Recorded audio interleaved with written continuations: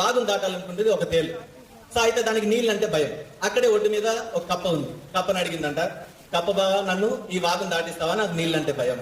So అప్పుడు ఇది చెప్పింది కప్ప, తేలు మరదల నేను వీపు మీద ఎక్కించుకొని నిన్ను దాటే క్రమంలో నన్ను కుడితే నేను చనిపోనా అని అడిగిందంట. కప్ప తెలివిగా ఆలోచించింది, నిజమే. అప్పుడు తేలు దానికి, అదేంటి బావా అలా అంటావు, మధ్యలో నిన్ను కుడితే మనం ఇద్దరం మునిగిపోమా, ఇద్దరం చనిపోమా, ఆ పని నేనెందుకు చేస్తాను అనిందంట. అయితే కప్ప తేలు చెప్పిన దాంట్లో వాస్తవం ఉంది కదా, లాజిక్ ఉంది కదా, సో అందుకని దానికి ఒప్పుకుంది. తేలును వీటి మీదకి ఎక్కించుకుంది. మార్గ మధ్యంలో అంటే వాగు మధ్యకు చేరుకున్న తర్వాత తేలు టపిమని కప్పను కుట్టేసింది. రెండు మునిగిపోసాగాయి.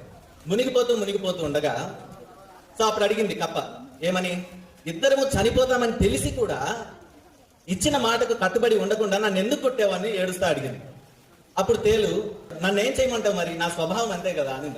అంటే దానికి ఏం తెలుసు, కుట్టడమే తెలుసు, చంపడమే తెలుసు. జీవితంలో ఇలాంటి మనుషులు మనకు ఎదురవుతారు.